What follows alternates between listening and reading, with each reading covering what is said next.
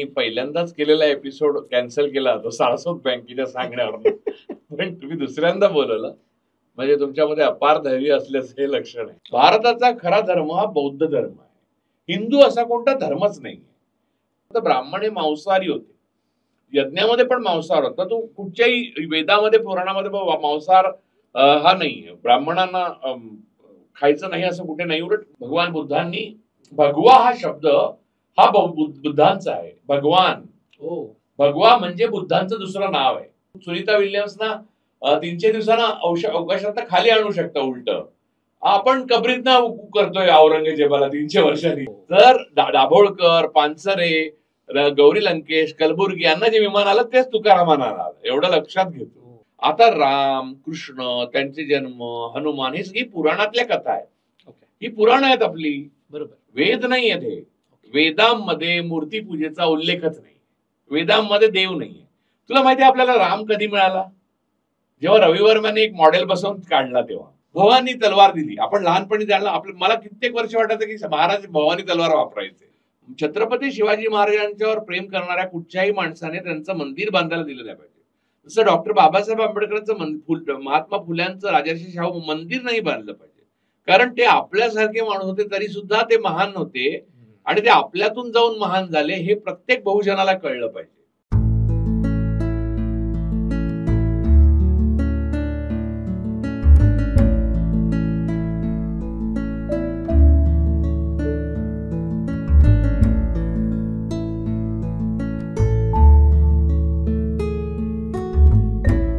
नमस्कार, मी रोहन नालवलकर. इसाबनीती चॅनलच्या माझी माणसं या कार्यक्रमात तुम्हा सर्व रसिक प्रेक्षकांचं अगदी मनापासून स्वागत करतो. मित्रांनो, आम्हाला पहिल्या एपिसोडपासून ते साधारणपणे आमचे 50-60 एपिसोड झाले. या सर्व म्हणजे एवढ्या एपिसोड्समध्ये एक असं व्यक्तिमत्व जे परत परत यावं आणि परत परत त्यांनी आम्हाला काहीतरी सांगावं असे एवढे कमेंट्स आलेत. ते व्यक्तिमत्व म्हणजे तुमचे आमचे आवडते सर्वांचे पत्रकार राजू परोळेकर सर. तर आज आपल्या भेटीला पुन्हा एकदा राजू परोळेकर सर आलेत आणि एक वेगळाच विषय घेऊन आलेत. तो विषय कोणता आहे आणि आज ते काय सांगणार आहेत याबद्दल मला आणि सर्वांनाच उत्सुकता आहे. तर सुरुवातीलाच राजू परोळेकर सरांचं आपण स्वागत करूया. नमस्कार राजूजी. नमस्कार. तुमचं पुन्हा एकदा माझी माणसामध्ये इसाबनीतीच्या पुन्हा एकदा मनापासून स्वागत करतो. खूप खूप मी आभारी आहे. जनरली मला पुन्हा बोलवतात असं होत नाही. कित्येकदा मी पहिल्यांदाच केलेला एपिसोड कॅन्सल केला होता सारस्वत बँकेच्या सांगण्यावर. पण तुम्ही दुसऱ्यांदा बोलवलं म्हणजे तुमच्यामध्ये अपार धैर्य असल्याचं हे लक्षण आहे. मुळात जेव्हा सारस्वत बँकेचा एपिसोड कॅन्सल झाला तेव्हाच आम्ही ठरवलं होतं की तेव्हाच आम्हाला कमेंट आले की तो पूर्ण एपिसोड जसाच तसा करा. म्हटलं तसाच तसा नको करूया, आपण काहीतरी वेगळं करूया जेणेकरून. तो 2.25 तासाचा एपिसोड होता आणि तो खरोखरच सांगतो मी की तो जर दाखवला गेला असता तर लोकांना खूप मजा आली असती. काही लोकांना नसतीच आली मजा, पण त्या लोकांना मजा येऊ नये म्हणूनच तर मी बोलतो. पण मला आतापर्यंत एवढं माहित होतं की बँका माणसांच्या पैसे काढण्याच्या याच्यावर चार्ज लावतात किंवा पैसे क्रेडिट कार्डसाठी वरती चार्ज लावतात किंवा कर्ज दिलं असेल तर घरी माणसं पाठवतात, पण केलेले एपिसोड गायब करतात हे मला पहिल्यांदाच कळलं. त्यामुळे मी सारस्वत बँकेचा खूपच आभारी आहे. मजा आली आहे मला खूप. सुरुवातीलाच पहिल्यांदा एक छोटस गिफ्ट. थँक्यू. आंबे कोकणातले. वा, थँक्यू. एक छोटस गिफ्ट तुमच्यासाठी. थँक्यू. तर मुळात आम्हाला कुठला विषय घ्यावा याच्याबद्दल खूप साऱ्या कमेंटमध्ये आल्या की राजू सरांना तुम्ही ही गोष्ट विचारा, ही विचारा, ही विचारा. तर आम्ही काही गोष्टी सॉर्ट आउट केल्या. तर सगळ्यात पहिली गोष्ट म्हणजे तुम्हाला खूप दिवस आम्ही पाहतो आहोत की भाजपचं सरकार आहे आणि हिंदुत्व, मग त्यांच्या विरोधात प्रखर तुमची भूमिका, या सगळ्या गोष्टींमध्ये आम्ही बघत आलो. पण मुळात धर्म म्हणजे काय आणि धर्माची व्याख्या काय हे पहिल्यांदा जाणून घ्यायचंय तुमच्याकडून. पहिली गोष्ट म्हणजे धर्माचे प्रकार आहेत. बेसिकली धर्म म्हणजे युअर नेचर, म्हणजे मनुष्य धर्म हा आपण जन्माला. कारण जर आपला रक्तगट कुठच्याही मुस्लिम, ख्रिश्चन, ज्यू, पारसी कोणाशी जुळू शकतो तर याचा अर्थ आपण मनुष्य म्हणून एकच आहोत ना. म्हणजे आपला ईश्वर जर असेल, नसेल तर आपला प्रश्नच नाही, पण असेल तर तो सगळ्यांचा एकच असणार जर असेल तर. त्यामुळे धर्म म्हणजे पहिला म्हणजे मनुष्य धर्म, पहिली गोष्ट. दुसरी गोष्ट नेचर, म्हणजे की नेचर ऑफ वर्क किंवा तुमचा स्वभाव या प्रकारचा. म्हणजे आता की डॉक्टरचा धर्म म्हणजे काय? डॉक्टरचा धर्म म्हणजे पेशंटचे जीव वाचवणे. हिंदुत्ववाद्यांचा धर्म काय? तर मशिदीच्या समोर जय श्रीराम म्हणून नाचणे. तर या प्रकारचं जे आपला धर्म आहे तो प्रत्येक जण निभावत असतो, त्याला धर्म म्हणतात. आता मुद्दा असा आहे की जे अब्राहमिक रिलिजन आहेत, अब्राहमिक रिलिजन म्हणजे जुडाइझम म्हणजे यहुदी, त्याच्यानंतर ख्रिश्चनिटी आणि शेवटचा अब्राहमिक रिलिजन म्हणजे इस्लाम. यांना एक प्रॉफिट आहे, एक पुस्तक आहे आणि त्यांच्या कोड ऑफ कंडक्ट आहे धर्मासंदर्भातलं.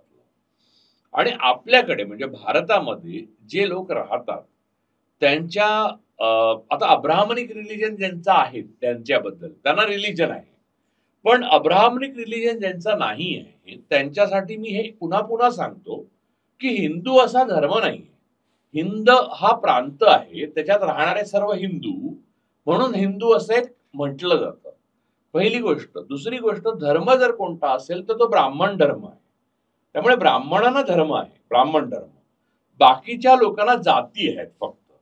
त्याला गोळा करून एक ताकद निर्माण करण्याकरता राजकीय शक्तींनी आणि काही बाह्य राजकीय शक्तींनी त्याला धर्म बनवला, हिंदू, सनातन धर्म.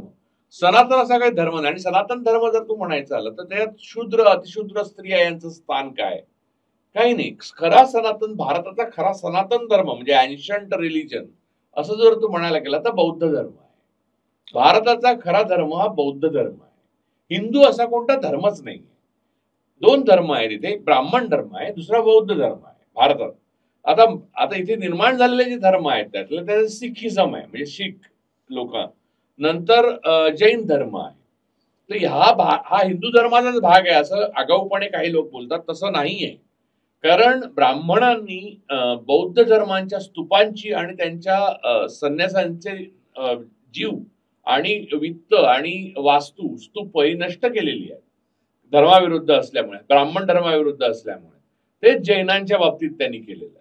त्यामुळे आणि मग काय आलं की नष्ट करूनही होत नाही म्हणून काही गोष्टी उचलल्या. उदाहरणार्थ ब्राह्मण हे मांसाहारी होते, यज्ञामध्ये पण मांसाहार होता. तो कुठच्याही वेदामध्ये पुराणामध्ये मांसाहार हा नाहीये, ब्राह्मणांना खायचं नाही असं कुठे नाही. उलट मधुपर्क नावाचं एक छान प्रकारचं व्यंजन आहे जे बनवलं जायचं.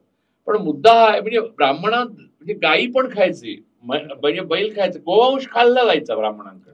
आणि यावर इरावती कर्व्यांचं आमची संस्कृती नावाचं पुस्तक आहे. म्हणजे केवळ परुळेकरच नाही तर कर्व्यांचं पण तेच मत आहे. तर ते आणि गंमत म्हणजे पुणा म्युन्सिपाल्टीला बीजेपी असून सुद्धा त्यांना माहित नाही की कोण काय लिहितं.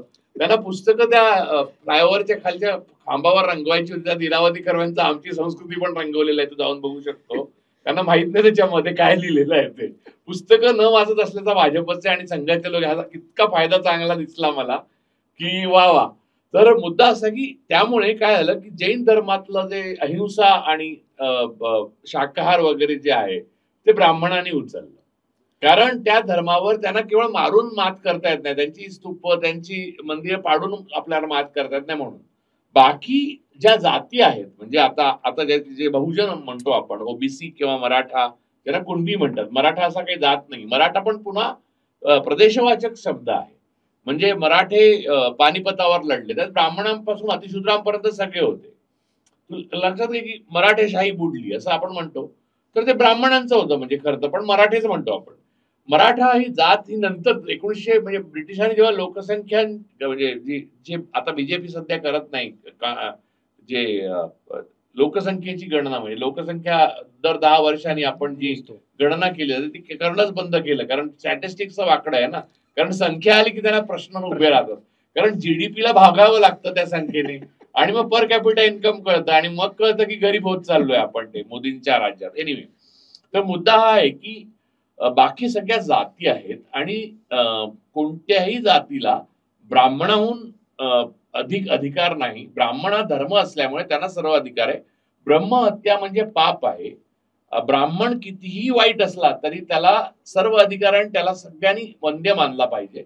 हे स्वच्छ लिहिलेलं आहे. ब्राह्मणांमध्ये पण इतर पोटजाती आहेत म्हणजे त्यात भेद आहेत, पण मूलतः ब्राह्मण ज्याला खरखुरं जानवं घालण्याचा, आता हल्ली कोणी सिनेमात घालतं, पण खरखुरं जानवं घालण्याचा अधिकार आहे. आणि वेदोक्त मंत्र ज्याच्यासाठी म्हटले जातात. आता कालच बघितलं, महाराष्ट्रातले एक माजी खासदार भाजपचेच होते, त्यांना आतमध्ये जाऊ दिलं नाही गाभाऱ्यात मंदिराच्या, आणि त्यांनी सोहळं नेसलं नाही आणि त्यांची जात पाहता त्यांना बाहेर उभं केलं. यातच तुला लक्षात येईल की ब्राह्मण धर्म हा अंतिम धर्म आहे. त्यांना जानवं घालून, सोहळं घालून जेव्हा तुम्ही ब्राह्मण म्हणून येता, तेव्हाच त्या गाभाऱ्यापर्यंत, तिथे राष्ट्रपतींना सुद्धा भाजप शासित राज्यांमध्ये गाभाऱ्याच्या गर्भगृहाच्या बाहेर बसावं लागतं. आता तुला गंमत सांगतो की फक्त जात आहे, बाकी धर्म नाही. याचं उत्तम उदाहरण म्हणजे वडार लोक हे दगडी मंदिर निर्माण करतात, पण मंदिर बनलं आणि प्राणप्रतिष्ठा आली की वडारांना त्या गर्भगृहात जाता येत नाही. त्यामुळे, आणि आता जो परभणीमध्ये ज्या पोलिसांच्या मारहाणीत मृत्यू पावला, जो लॉचा स्टुडंट होता सोमनाथ सूर्यवंशी, तो वडार होता. त्याच्या आईशी बोलून बघा तुम्ही, म्हणजे किती एनलायटन आई आहे ते तुम्हाला कळेल. पण ती किती एनलायटन असली तरी तिला दलित आणि शूद्र, अतिशूद्र म्हणून त्यांना पोलीस यंत्रणा मनुस्मृती खाली आली. ही पोलीस यंत्रणा ब्राह्मणवादाच्या अंमलाखाली एकदा आला. RSS हे ब्राह्मणवादी आहे, त्यामुळे ब्राह्मणवादाच्या अंमलाखाली आलं की ब्राह्मण धर्म हेच काहीतरी हिंदुत्व आहे किंवा सनातन धर्म आहे असं बहुजनांना सांगण्यात येतं, कारण बहुजनांची मसल पॉवर त्यांना हवी असते म्हणून सांगण्यात. अन्यथा ते गावकुसा बाहेरच आहेत. ब्राह्मण धर्म, बौद्ध धर्म, शीख धर्म आणि जैन धर्म हे 4 धर्म भारतात मूलतः आहेत. इस्लाम हा बाहेरून आलेला आहे, तो अब्राह्मनिक रिलिजन आहे. ख्रिश्चॅनिटी हा बाहेरून आलेला आहे, तो पण अब्राह्मनिक रिलिजन आहे. आणि काही जे ज्यूज आले, म्हणजे आपले ज्यूज, इव्हन आपले महान लेखक मराठीतले भाऊपाध्ये, त्यांच्या पत्नी शोषणना ज्या होत्या त्या ज्यू होत्या. तर ज्यू जे आले ते पण अब्राह्मनिक रिलिजनचा भाग आहे. त्यामुळे ज्यू म्हणजे इस्रायल बद्दल जे ओसंडून प्रेम जे भाजपचं आणि RSS जे वाहतं, तर त्यांच्यामध्ये गोमांस हे खायला अत्यंत महत्वाचं मानलं जातं. आणि दुसरी गोष्ट अशी की आपल्याला म्हणजे त्या बिगर अब्राह्मनिक, बिगर यहुदी असे जे ब्राह्मण वगैरे आहेत त्यांना काफरच मानलं जातं. त्यामुळे त्यांनी उगाचच आपण लगट करायला जाण्याचा प्रयत्न करू नये.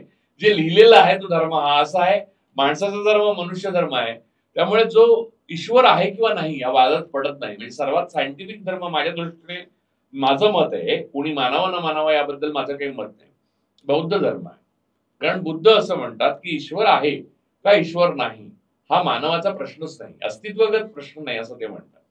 आणि अस्तित्वगत म्हणजे तू जन्माला आल्यावर जर तुला एखाद्या खोलीमध्ये वाढवला आणि तिथे ईश्वर किंवा ईश्वराबद्दल काहीच बोललं नाही, तर वयाच्या 25व्या वर्षी जर तुला रस्त्यावर सोडला तर अचानक तुला जे काही दिसायला लागेल आणि लोक देवाबद्दल बोलतील, देवावरनं दंगली करतील, तर तुला आश्चर्य वाटेल की हे काय नवीन संस्था निर्माण झाली. कारण तुला अस्तित्वाबरोबर भीती, जशी प्रेम, लैंगिक भावना, खाण्याची इच्छा हे जरा निर्माण होतं, तसं देववीव काही निर्माण नसतो तुझ्या मनात झालेला. त्यामुळे बुद्ध म्हणाले अस्तित्वगत नसलेल्या गोष्टी या मानवाने त्यात पडण्याचा प्रयत्न करून, त्यामुळे अखेरपर्यंत भगवान बुद्धांनी, भगवा हा शब्द हा बुद्धांचा आहे. भगवान, भगवा म्हणजे बुद्धांचं दुसरं नाव आहे. भगवा हा रंगन जो आता हे नाचतात ना घेऊन, म्हणजे मशिदीसमोर, तो भगवा म्हणजे तुम्हाला सांगतो कुठेही वाचा बुद्ध यांच्यामध्ये त्रिपिटिकामध्ये वगैरे की बुद्धांना भगवा असं म्हटलेलं आहे. त्यामुळे बौद्ध हा धर्म खरा सनातन धर्म आहे. बाकी ब्राह्मण धर्म हा सनातन धर्म म्हणू शकता तुम्ही. बाकी जे नाचतायत जे हिंदू म्हणून, ते ब्राह्मणांना धर्म मिळाला म्हणून नाचतायत, अदरवाईज त्यांचा काहीच रोल नाहीये. उगाच ते बेगानी शादी में अब्दुल्ला दिवाना आहेत. याला बहुजनांनी ताबडतोब स्वतःला आवर घातला पाहिजे, नाहीतर बहुजनांची मुलं मशिदीसमोर नाचतात आणि शहीद आफ्रिदी बरोबर मॅच बघत बसलेला जय शहा तुम्हाला रोज दिसतो. खरंय, पण या आधुनिक जगामध्ये ही जी जीवनशैली आहे की परंपरा, याची खरंच गरज आहे का असं तुम्हाला वाटतं? आता ह्याचं साधं उदाहरण आहे, स्कॅन्डिनेव्हियन कंट्रीज मध्ये नॉर्वे आहे, फिनलंड आहे, स्वीडन आहे, यातल्या बऱ्याचशा देशांमध्ये ख्रिश्चनिटी जो त्यांचा मूळ धर्म आहे तो धर्म जवळपास लोक मानतच नाहीत, म्हणजे एथिस्ट झालेले आहेत. त्यामुळे चर्चेस जी आहेत ती म्युझियम बनलेली आहे या देशांमध्ये. हॅपीनेस इंडेक्स म्हणजे सुखांकामध्ये हे वरच्या अव्वल दर्जाला 1 ते 4 मध्ये, 1 ते 5 मध्ये येतात बघ कायम. आणि सगळ्यात महत्वाचं म्हणजे तिथे जेल आता जवळपास बंद केलेली आहे. धर्म आणि जेल यांचा जवळचा संबंध आहे, कारण माणूस धर्मात गेला की जेलमध्ये जातोच. हे प्रयोग बघ ना, म्हणजे इथे या देशामध्ये बघ तू, नॉर्वे वगैरे मध्ये तर जेल जी तू जर आता युट्यूबवर काढून बघशील तर त्या जेलमध्ये जाण्याची प्रत्येक भारतीयाला इच्छा होईल. त्यात स्विमिंग पूल आहे, लॉन टेनिस खेळायला आहे, तुम्ही फॅमिलीला घेऊन राहू शकता, उत्तम दर्जाचं अन्न मिळतात, तरी ती बंद करायला लागतात कारण गुन्हेच होत नाहीये. लोक आस्तिक नास्तिकच्या पलीकडे गेलेत. आता या प्रकारचं जेवढा तुम्ही सुबत्ता होते, जेवढा विकास होतो तुमचा, म्हणजे भौतिक विकास होतो, तेवढ्या तुम्ही ते धर्मापासून दूर जाता आणि तुम्हाला विज्ञान म्हणजे ज्यासाठी नेहरूने आपला जीव तोडला आयुष्यभर, की scientific temperament, scientific temperament, scientific temperament, ही सायंटिफिक टेम्परामेंट आली की देव आहे का नाही याच्यात भानगडीत तुम्ही सुनीता विल्यम्सना 300 दिवसांना अवकाशात खाली आणू शकता. उलट आपण कबरीतनं करतोय औरंगजेबाला 300 वर्षांनी. याचं कारण आपण धर्म पाळतो आणि त्याला असं मानतो की हा धर्म आहे, तो धर्म, असा काही नाहीये धर्म. जेवढी प्रगती होईल भौतिक आणि जेवढे सायंटिफिक टेम्परामेंट होईल, तेवढं तुम्हाला टोळीपासून तुम्ही दूर जाता. तुम्ही इंडिव्हिज्युअलिझम म्हणजे व्यक्तिवादाकडे जाता आणि तुम्हाला टोळीची काही गरज नाही. माणूस जेव्हा अगदी प्राचीन युगामध्ये, अश्मयुगामध्ये किंवा दगडाच्या युगामध्ये जेव्हा तो राहत होता, तेव्हा गुहेमध्ये राहताना टोळीची गरज पडत होती, कारण भीती होती अनेक गोष्टींचा उलगडा झाला नव्हता. ग्रहण कसं होतं, मग ग्रहण होतं तेव्हा काळोख पडतो, मग माणूस घाबरायचा, मग काळोखाला माणूस घाबरायचा कारण श्वापद यायची आणि मग तो कल्पना करायचा मनुष्य, देव, भूत वगैरे यांची. तर माणूस टोळीपासून दूर गेला की तो धर्मापासून दूर जातो.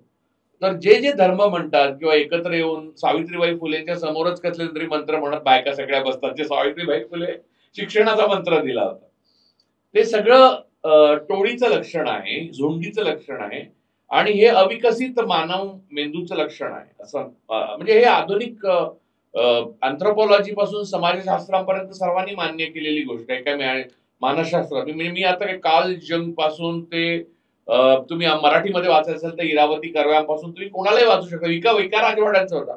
विका राजवाड्यांचं एक पुस्तक आहे, भारतीय विवाह संस्थेचा इतिहास.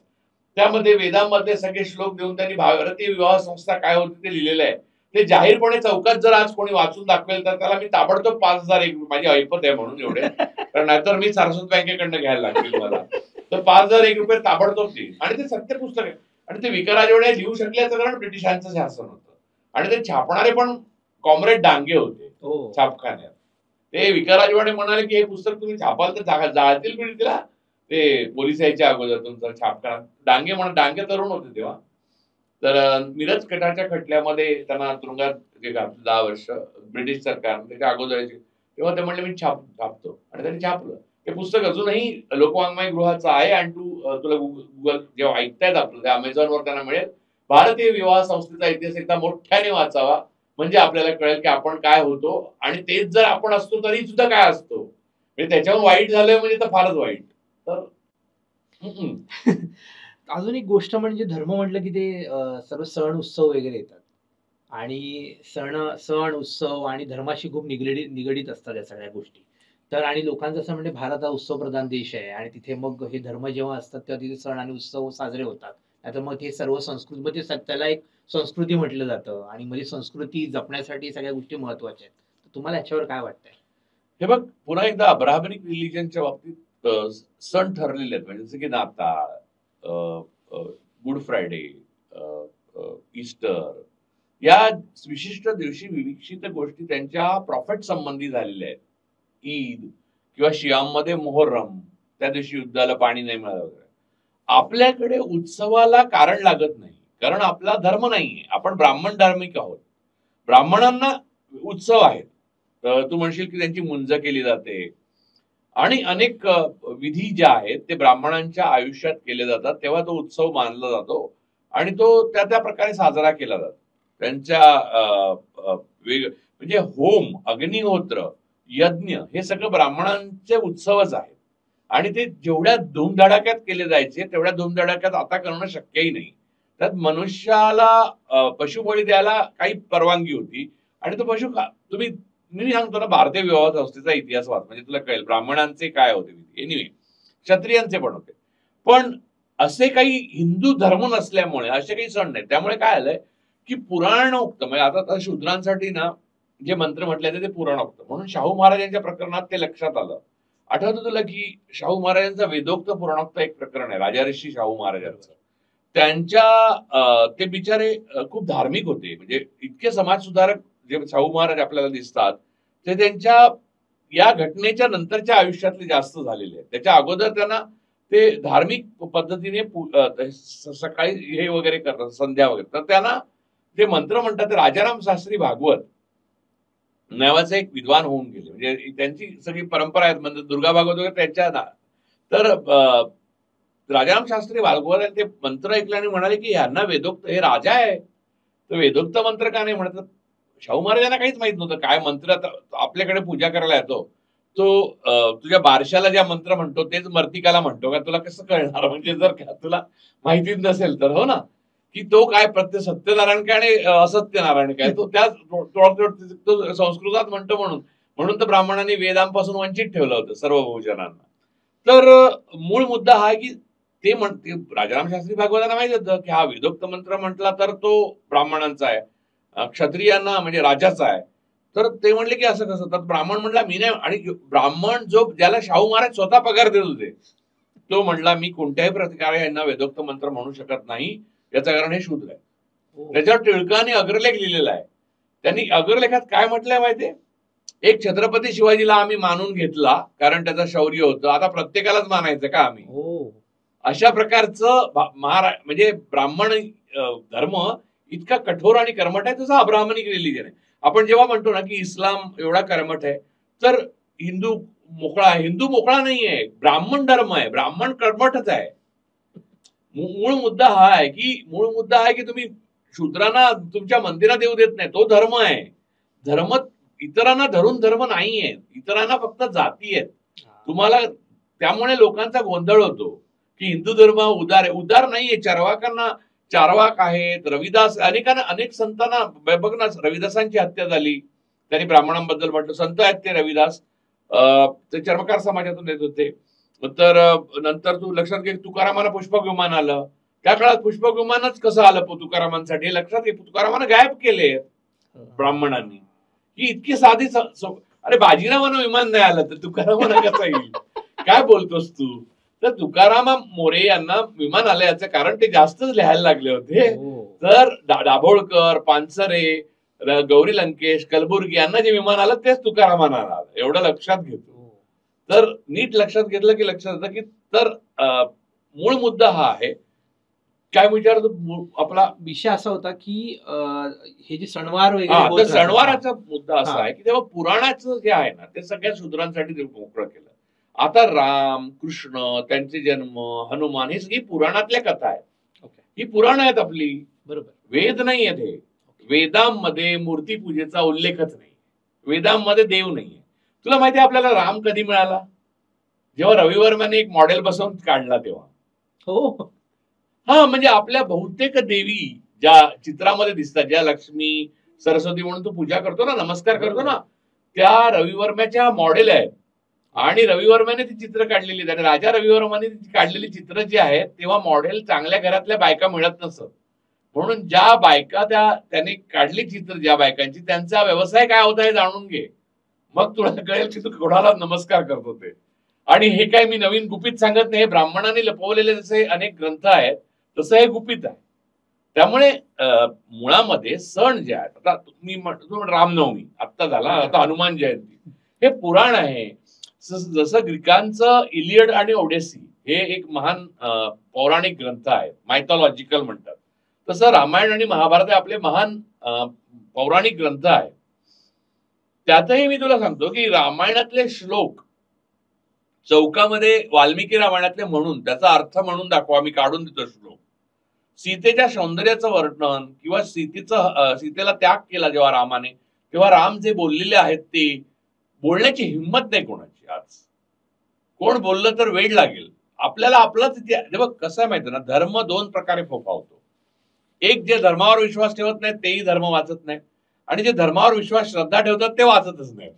त्यामुळे धर्म फोफावत जातो. त्यांना माहितीच, दोन्ही पार्टीला माहित नसतं की नेमकं लिहिलंय काय. तर काय आहे की आपण या सगळ्या गोष्टीवर श्रद्धा ठेवतो, याचं कारण आपण ते वाचलेलं नसतं. मूळ मुद्दा. आता हे जे सण आहेत आले, आता तिथे आम्हाला दिवाळीला बळीचा जो सण, म्हणजे बळी प्रतिपदा असो किंवा काय, असा काही स्पेसिफिक इन्सिडेंट आहे का, म्हणजे बांधून दिलेला अब्राहमिक रिलिजन सारखा रिलिजन आहे का?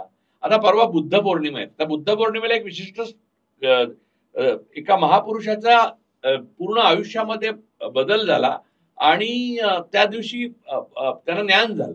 बरोबर. आणि त्यांना विचारलं त्यांच्या सोडून गेलेल्या शिष्याने, तुम्हाला ज्ञान झालं याला साक्ष कोण? तर त्यांनी ही 4 बोटं जमिनीला लावली आणि सांगितली ही पृथ्वी साक्ष आहे. तर मूळ मुद्दा असा काही धर्म नाही आपल्याकडे, हे नाही. सण रामनवमी, राम ह्या दिवशी जन्माला, आता तू कसं आहे की अजून एक 100 वर्षांनी, नंतर 300 वर्षांनी, 400 वर्षांनी, 500 वर्षांनी, 1000 वर्षांनी, 2000 वर्षांनी, 2000 वर्षांनी छत्रपती शिवाजी महाराजांचा जन्म शक बीक काढून त्या दिवशी देवळं बांधून लोक साजरे करणार. कारण काय, छत्रपती शिवाजी महाराज हे माणूस असणं हे ब्राह्मण धर्माला धोकादायक आहे. कारण एका कुळवाडी समाजातून जन्माला येऊन कुणबी समाज एवढा मोठा मनुष्य झाला, ही गोष्ट ब्राह्मणांना आवडत नाही. त्यामुळे एकतर त्याचं देवत्व त्याला द्यायचं, त्याला भवानी तलवार दिली. आपण लहानपणी जाणलं, मला कित्येक वर्ष वाटायचं की महाराज भवानी तलवार वापरायचे. भवानी प्रगट झाली आणि तिला तलवार दिली, असं आमच्या पुस्तकाच्या धड्यात पण होतं. आणि हा, म्हणजे त्याच्यामध्ये भवानीचं चित्र पण होतं, ते पण रामावर्मानेच काढलेलं मूळ चित्र होतं. आणि चित्र त्यानं महाराज घेतायत ते तलवार, असं एका योद्ध्याचा अपमान आहे हा, माहितीये का तुला? की एका योद्ध्याने लोहाराकडे बनवलेली तलवार वापरून मोगल सल्तनत, कुतुबशाही, आदिलशाही यांना जरबेत आणलं मराठ्यांच्या. त्याने स्वराज्य स्थापन केलं आणि ते स्वराज्य होतं, हिंदवी राज्य वगैरे काही नव्हतं. हे सगळं नंतरच्या भटांनी निर्माण केलेली गोष्टी आहे. पुरंदरेंची इतिहासद्रोही बखर नावाचं एक अप्रतिम पुस्तक डॉक्टर आह साळुंखेने लिहिले, ते वाच. म्हणजे सण कसे निर्माण होतात ते तुला कळेल. तर आता जे आपण सण साजरे करतो ते सगळे पुराणोक्त आहे. त्यामुळे त्यातही तुम्हाला पुन्हा साजरे करायला सगळ्यांना परवानगी कधी ब्रिटिश आले, त्याच्यानंतर थोड्या लोकांना मिळाली. असं करत करत नाही तर माता सती म्हणून सती केलेल्या बाईची पण पूजा केली जायची आणि त्याचा पण सण केलेला आपण. बाकी 12वं 13वं तर असतंच, म्हणजे तो सण म्हणायचा तर तो पण सण, तेव्हा पण गोडधोड केलं जातं. दिवाळीला पण गोडधोड केलं जातं. कृष्ण जन्म, राम जन्म, हनुमान जन्म हे वेदोक्त नाही, हे ब्राह्मण धर्माचा हिस्सा नाहीये. म्हणजे मी जर ब्राह्मण आहे तर मी हे सण मानणार नाही, पण मी मानतो का? कारण मला सगळ्या बहुजनांची ताकद हवी आहे माझ्या उद्दिष्टांसाठी. म्हणून त्या सणांना मी माझे केले आणि आता त्यांना पण करायला लावतो ते. अन्यथा शंभुकाचा वध का केला रामाने? का बहुजनांनी रामनवमी पाळावी? म्हणजे ही कथा आहे बरं का, राम ही एक कथा आहे, पण शंभुकाचा वध ही त्या कथेतला भाग आहे की नाही? बरोबर. तर मग असा आपल्या सणांचा जन्म झालेला आहे. आणि मुळामध्ये माणसाला आनंद व्यक्त करायला आवडतो. तुला मी सांगतो की जर आपण विचार केला नीट तर सर्वात जास्त चांगल्या प्रकारे साजरा करला गेलेला आपल्याकडचा सण म्हणजे 31 डिसेंबर. आणि दुसरा जो आनंद देणारा सण आहे तो म्हणजे गटारी अमावास्या. सगळे करतात, हा सगळे करतात. आता त्याच्यात काय त्याला काही प्रॉब्लेम नाही, पण हा आता सण म्हणायचं सण म्हणू शकतो, नाही म्हणायचं.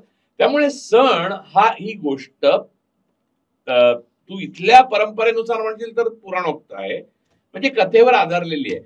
म्हणजे फॅन्टमचा जन्म पण तसं बघायला गेलं तर मग आपण साजरा करू शकतो. तर सुपरमॅनचा पण म्हणजे काय, म्हणजे त्याला काही गेल्या वर्षी रामनवमी अशी वर होती, या वर्षी अशी खाली आली.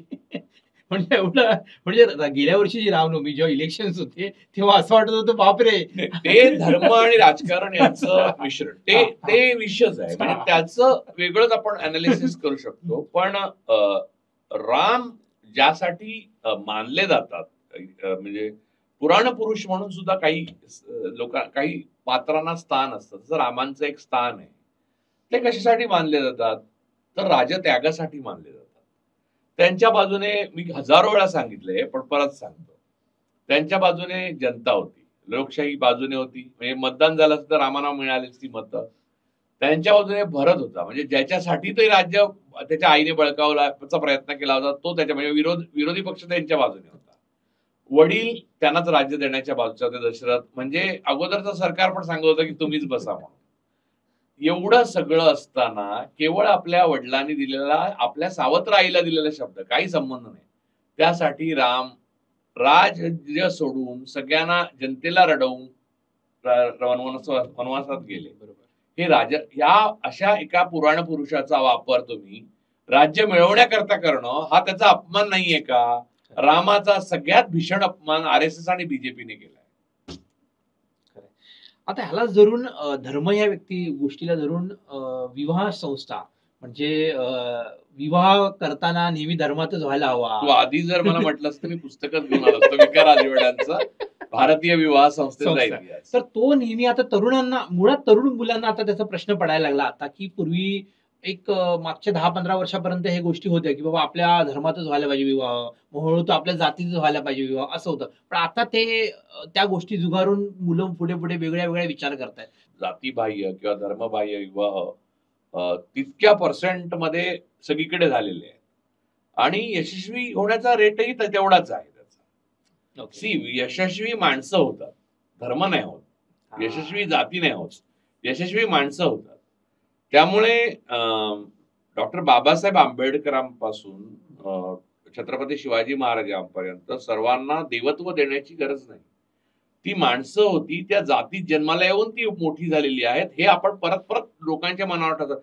महाराजांचं कोणीतरी मंदिर बांधलंय, ते पहिल्यांदा मंदिर बांधायलाच दिलं नाही पाहिजे. खरं तर छत्रपती शिवाजी महाराजांच्यावर प्रेम करणाऱ्या कुठच्याही माणसाने त्यांचं मंदिर बांधायला दिलं नाही पाहिजे. जसं डॉक्टर बाबासाहेब आंबेडकरांचं महात्मा फुल्यांचं राजर्षी शाहू मंदिर नाही बांधलं पाहिजे, कारण ते आपल्यासारखे माणूस होते तरी सुद्धा ते महान होते आणि ते आपल्यातून जाऊन महान झाले, हे प्रत्येक बहुजनाला कळलं पाहिजे. बरोबर. त्यामुळे विवाह तू म्हणतो ते आंतरजातीय आणि आंतरधर्मीय, त्याचा जो मुळामध्ये विवाह करणे हे भारतातच अशा प्रकारे चहा पोह्यांबरोबर होतो.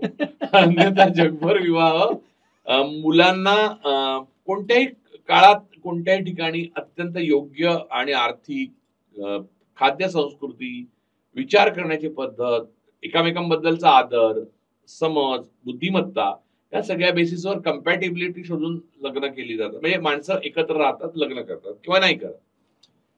भारतामध्ये ते कोणता तो जीवनसाथी.com असं, म्हणजे हा एक वेगळाच प्रकार आहे. म्हणजे तुला सांगतो की आयुष्यभर तुम्ही मुलीला सांगता की परपुरुषाकडे पाहू नको आणि एक दिवशी तिचा परपुरुषाबरोबर लग्न लावून देता, जो तिला पूर्ण अनोळखी असतो. आता या हिपोक्रसीला, या कॉन्ट्राडिक्शनला या सोसायटीने असं मान्यता दिली की आपल्या संपूर्ण देशामध्ये सेक्स ही एक टॅबू मानला जातो आता, पण लोकसंख्या सगळ्यात जास्त आहे जगामध्ये. म्हणजे हा हिपोक्रसीचाच परिणाम नाही का? तर ज्ञान हे नेहमी तुम्हाला अधिक शहाणं करतं. आपल्याकडे अज्ञान अधिक शहाणं करतं असा समज आहे. त्यामुळे मुलांपासून गपरे, म्हणजे आई बाबा मी कुठून आलो, ए तू चुप बस, गप बस, असं करून करून करून करून करून करून शेवटी माणसाचं असं माकड होतं की तो पाहतो त्या पहिल्या मुलीवर लग्न करून टाकतो आणि मग आयुष्याची बर्बादी होते. त्यामुळे तो काय आता, आणि पहिली मुलगी काय 10वी काय, चहा पोहेच खायचे आहेत आणि ठरवायचं आहे, तर ती मुलगी परत तुम्हाला 90% तुम्हीच ठरवणार की जात असली पाहिजे, पोटजात असली पाहिजे, गोत्र असलं पाहिजे, रंग, म्हणजे मुलाचे आई वडील जे आहेत किंवा मुलीचे आई वडील जे आहेत तेच एकामेकांना भेटून ठरवतात. आता मुलं मुली लग्न करतात का आई वडील लग्न करतात? मग त्याच्यावर एक आर्ग्युमेंट असं केलं जातं की दोन कुटुंबांची लग्न होतात. आय अग्री, दोन कुटुंबांची लग्न होतात हे खरं, पण तेवढी समज आपल्या मुलांमध्ये निर्माण करायला पाहिजे की नाही की एक आपल्या कुटुंबाच्या योग्यतेचं कुटुंब किंवा त्या बुद्धिमत्तेचं किंवा तोलाचं मनुष्य आपल्या बरोबर पाहिजे आपल्या आयुष्याला, तर त्यात बॅलन्स ऑफ पॉवर राहील, नाही तर गडबड होईल. हे मुलांना कळायला पाहिजे. हे आई वडिलांना कळलेलं आहे 58, 90, 60व्या वर्षी, ते मुलांना डायरेक्ट ऍप्लिकेबल करून टाकतात. असं कसं झालेलं यार, हे बरोबर नाहीये. पण त्याही पेक्षा गमतीची गोष्ट, परत एकदा विकार राजवाड्यांचं जाऊ किंवा पूर्वीच्या काही तू पुराणात बघ ना, स्वयंवर व्हायचे. बरोबर. त्या स्वयंवरामध्ये स्त्रीला नाकारण्याचा अधिकार होता. रावणापासून कर्णापर्यंत नाकारला गेलेला आहे. सीतेने रावणाला नाकारलं तसं द्रौपदीने कर्णाला नाकारलं, म्हणजे नाकारण्याचा अधिकार होता. त्या स्त्रिया हसत असत, म्हणजे वधू परीक्षा लावायची. बरोबर. सी संपूर्ण प्राणी जगामध्ये नर हा म्हणजे मुलगी म्हणजे नर हा आपल्याला पिसारा फुलवतो, मोर असतो, लांडोर नाही करत ते, बरोबर. आयाळ वगैरे सिंहाला असते, सिंहिणीला नसते. पण फक्त मनुष्यामध्ये उलट होतं की मुलीच्या कडनं दमलेले लोक जातात आणि पाया पडून हुंडा देऊन म्हणजे मोर हुंडा देतो, ऍक्च्युली तो पिसारा पसरून नाचतो आणि एक खुश करतो. सिंह त्याची आयाळ पसरून येतो आणि तो खुश करतो. इथे हुंडा देऊन आणि तुम्ही IAS आहात, छान डॉक्टर तर फारच छान मुलगा. ही काय म्हणजे ही पद्धत आपल्याकडे सुद्धा नव्हती खरं तर. मी आत्ताच उदाहरण दिलं सीतेचं, द्रौपदीचं, ही 2 मोठी उदाहरणं आहेत पुराणातली. पण भारतीय विवाह संस्था ही जी आत्ता आहे तशी ती अगोदर नव्हती. म्हणजे आता तर हे लोक एवढं सांगतात ना, मागे मागे देतात ना, आपल्या संस्कृतीतल्या 5000 वर्षापूर्वीच्या गोष्टी घेतल्या पाहिजेत, त्या नाही त्या घेतात, आयुर्वेद वगैरे, म्हणजे ज्याच्याने माणूस मरण्याची हमी. तर या उलट विवाह संस्था तुम्ही फॉलो करून दाखवा. माझं मोहन भागवतांना आवाहन आहे की भारतीय विवाह संस्था जी मूळ होती तशी आपल्या संस्कृतीत होती की नाही, मग त्या संस्कृती आणून दाखवा, म्हणजे मुलं खुश होतील. तू वाचून बघ ते पुस्तक, ते RSSच्या कुठच्याही शाखेमध्ये मोठ्याने वाचून दाखवावं त्यांनी. एवढं ज्ञानकार्य करावं बस, तर मी समजेन की त्या बौद्धिक बुद्धिमत्तेवर विश्वास आहे त्यांचा, आपल्या पूर्वजावर विश्वास आहे आणि आपल्या संस्कृतीवर विश्वास आहे. नाहीये, हे सगळं ढोंग आहे. आणि त्यामुळे आज जे आपण विवाह करतो त्यामध्ये सगळ्यात महत्वाची गोष्ट मी तुला सांगू इच्छितो की मॅट्रिमोनियल कॉलम प्लीज वाचत जा. मी आता पेपर वाचतच नाही, पण जोपर्यंत वाचत होतो तेव्हा मी अत्यंत आवडीने, म्हणजे लग्न व्हायच्या अगोदर पण लग्न झाल्यावर पण मॅट्रिमोनियल कॉलम वाचायचो. मी आतापर्यंत कुठच्याही मॅट्रिमोनियल कॉलमच्या कुठच्याही रकान्यामध्ये मुलगा, ब्राह्मण, देशस्थ, कराडे असं लिहिलेलं, मुलगी काय राजपूत किंवा मराठा, देशस्थ मराठा असं वगैरे लिहिलेलं असतं. मी आतापर्यंत एकही असं स्थळ बघितलेलं नाही मुलाचं किंवा मुलीचं. मुलगा हिंदुत्व, मुलगी हिंदुत्व, सनातन धर्म एवढं लिहून सोडून दिलंय. आणि अशी मुलगा कोण पाहिजे तर सनातन धर्म, हिंदुत्व असं दाखव, मग मला हिंदुत्व आणि सनातन धर्माच्या मोठेपणा सांग. बोगसगिरी.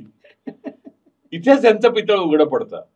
बरोबर आहे, ते आपल्या सोयीनुसार घेतात. आणि आहे ना मग तो RSS मधले सगळे जे आहेत किंवा बीजेपीतले जे सगळे नेते मंडळी आहेत, नेते आहेत, ज्यांचं लव्ह मॅरेज झालेलं सोडून देऊ आपण, ज्यांना ठरवून लग्न केलेलं आहे, त्यांनी किती जणांनी जाहिरात देताना असं दिलंय की आमचा धर्म हिंदुत्व, आमचा धर्म सनातन धर्म. झालं, खोटा आहे, असा कोणता धर्मच नाहीये. ब्राह्मण धर्म आहे, बाकी फक्त जाती आहेत. तर जात लिहिणारच ना, कासार, शिंपी असं लिहिलेलंच असतं, ते लिहिणारच, कारण पर्यायच नाहीये तुम्हाला असं करायचं असेल तर लग्न. त्यामुळे आपण एका अत्यंत भंपक आणि ढोंगी आणि पाखंडी संस्कृतीमध्ये जगतो. तुला सांगतो की मला माझ्या देशाचा अभिमान आहे का, तर मला माझ्या देशाच्या अनेक गोष्टींचा अभिमान आहे, पण त्या सगळ्या नासवल्याबद्दल मला फार वाईट वाटतं. आणि मी जगात यायच्या अगोदरच नाचवून ठेवल्या होत्या, त्यामुळे मी तर काय करू शकत नाही. आणि माझ्या समोर नाचवले असते तरी आता माझ्या समोर 11 वर्ष अजून नाचवत आहेत, तर मी काय केलं, काय नाही करू शकत. ते तर आहे.